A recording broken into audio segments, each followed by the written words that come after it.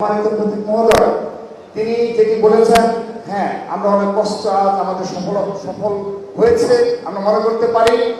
তিনি বলেছেন যে শুদ্ধ কোরআন শেখার জন্য যে হিফজ শাখা আমরা করেছি, এই হিফজুল কোরআন তেলাওয়াতের যে আয়োজন করেছি, তিনি খুশি হয়েছেন। হ্যাঁ আমরা কোরআন হাফেজদের জন্য 30 পারা যারা কমপ্লিট করতে পেরেছে তাদের জন্য আমরা এই আয়োজন করেছি এবং এই শাখায় আমাদের অনেক সময় দিতে হয়েছে।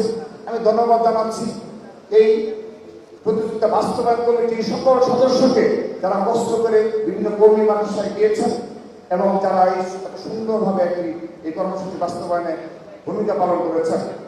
প্রিয় উপস্থিতি, বিগত সময়ে বিগত 15.5 বছর আমরা পারিনি, আমরা ক্যাম্পাস থেকে বিতাড়িত ছিলাম, কিন্তু যখনই ছাত্রদল সে সুযোগ পেয়েছে ঢাকা বিশ্ববিদ্যালয় সহ বাংলাদেশের সকল শিক্ষা প্রতিষ্ঠানে ছাত্রদল শুধুমাত্র এই হিফজুল কোরআন তেলাওয়াত প্রতিযোগিতায় নয়, অপর সামাজিক ও সাংস্কৃতিক অনুষ্ঠান সহ যতগুলো শিক্ষার্থী বান্ধব এবং পলিসি মেকিং এর জন্য যতগুলো কর্মসূচি প্রণয়ন করা প্রয়োজন আমরা চেষ্টা করেছি।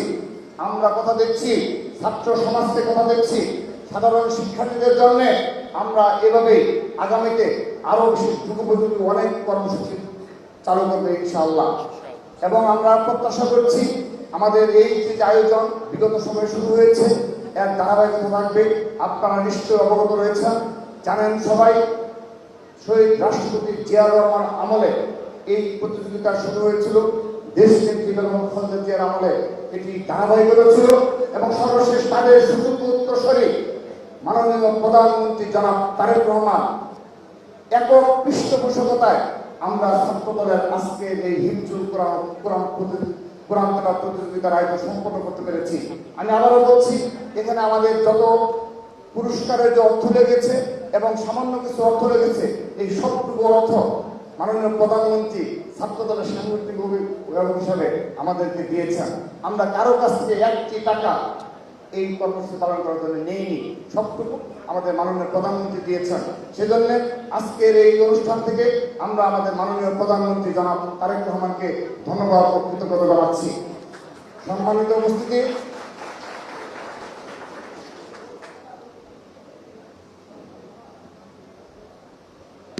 আমি ধন্যবাদ জানাচ্ছি ঢাকা বিশ্ববিদ্যালয়, রাজশাহী বিশ্ববিদ্যালয়, চট্টগ্রাম বিশ্ববিদ্যালয় সহ সকল বিশ্ববিদ্যালয়ের শিক্ষার্থী এবং বিভিন্ন কলেজ স্কুলের শিক্ষার্থী যারা স্বতঃস্ফূর্তভাবে আমাদের এই প্রতিযোগিতায় অংশগ্রহণ করেছে। এবং সবচেয়ে বেশি ধন্যবাদ জানাচ্ছি বাংলাদেশের প্রখ্যাত সকল কর্মী মাদ্রাসা শিক্ষকদের যারা স্বতঃস্ফূর্তভাবে তাদের শিক্ষার্থীদের আমাদের এখানে অংশগ্রহণ করার সুযোগ দান করেছেন। আমি একটি কথা বলে আমার বক্তব্য শেষ করছি।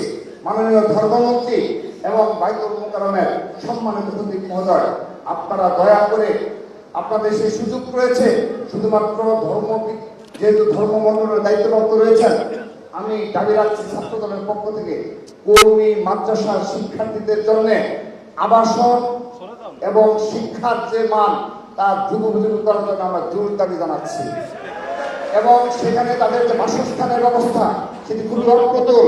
আমরা গিয়েছি, সেখানে আমরা যেমন বিশ্ববিদ্যালয়ে হলের শিক্ষার্থীদের বিভিন্ন সমস্যা তুলে ধরে আমরা আপনাকে পেয়ে, যদিও মাত্র সরকার গঠন করেছেন, মাত্র কার্যক্রম শুরু করেছেন, আমরা আজকের এই অনুষ্ঠান থেকে আবারও আপনার নিকট জোর দাবি জানাচ্ছি কওমি মাদ্রাসার এই লক্ষ লক্ষ শিক্ষার্থীদের যেন শিক্ষাক্রম পরিবর্তনের যুগোপযোগী কার্যক্রমে আপনি ভূমিকা পালন করবেন এবং সেই সাথে আবারও তাদের বাসস্থান এবং সেই মাদ্রাসাগুলোতে খাবারের মান উন্নয়নে আপনি যুগোপযোগী ভূমিকা পালন করবেন, সেই প্রত্যাশাকে বিদায় নিচ্ছি। আবারও দেখা হবে। আবারও সবাইকে ধন্যবাদ জানিয়ে বিদায় নিচ্ছি। বাংলাদেশ